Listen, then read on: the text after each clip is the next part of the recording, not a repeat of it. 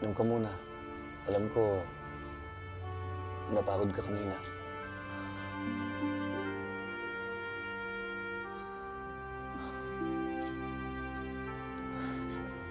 Arlene, kung hindi ka lang nagkalam kanina, baka nakakuwi ka na. Kasama mo na nanay mo. Tingin mo talaga, bibigyan ka pa ng second chance ni nanay. Eh, kriminal ka. Mamamatay tao ka.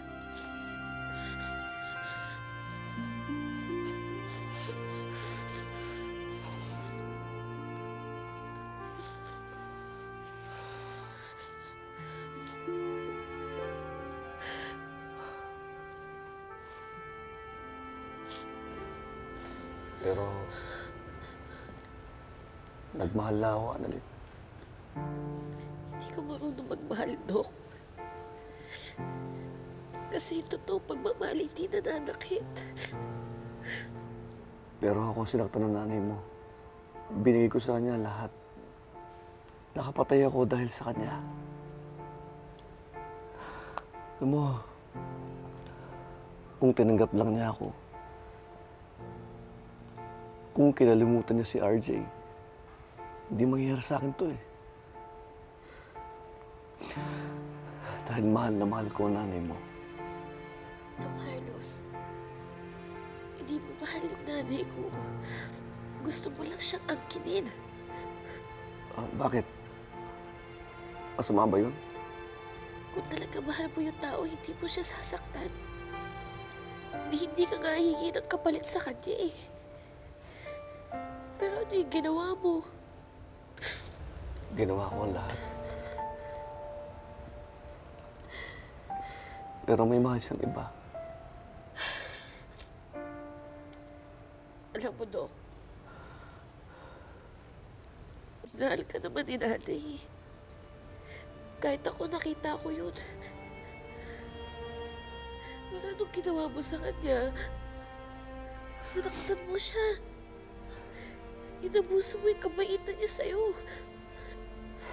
Tapos ngayon nagdamay ka pa na ibang tao. Alam mo, dami nagmamahal sa'yo dati. Kahit ako nga, bilib ako sa'yo eh. Pero ano nangyari sa'yo? Naging masama ka. Pumatay ka pa ng tao. Alam mo, Dok, kung hindi ka talaga magbabago, kung ganyan talaga kasama yung ugali mo, mabuhay ka na lang mag-isa at mamamatay ka na lahat galit sa'yo na wala nang nagmamahal sa'yo.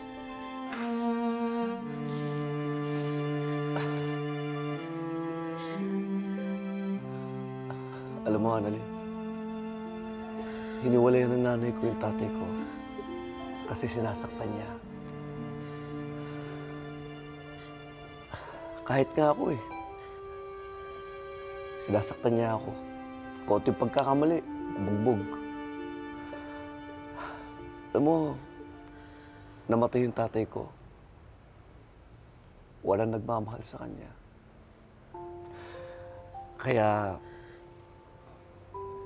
sabi ko sa sarili ko, kapag nag-asawa ako,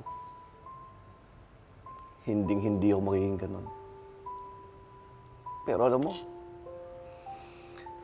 mas masahol pa ako sa tatay ko. Kaya, lahat, iniwan na ako. Wala na nagmahal sa akin. Lahat, inayawan ako. Hindi ko alam kung bakit ako nagkaganito. Wala na sigurong taong magtsatsaga sa akin. Nagmahal lang naman ako. Hurt people, Doc. Pero ang bobo ko, nagkamali na naman ako. Bobo ko. Tanga. Na dapat sa akin binubugbog. Binubugbog. Doc Carlos! Binubugbog. Doc Carlos!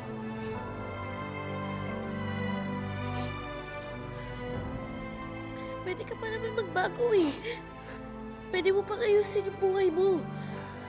Malay mo, balang araw, mahanap po yung pagmamahal na talagang deserve mo.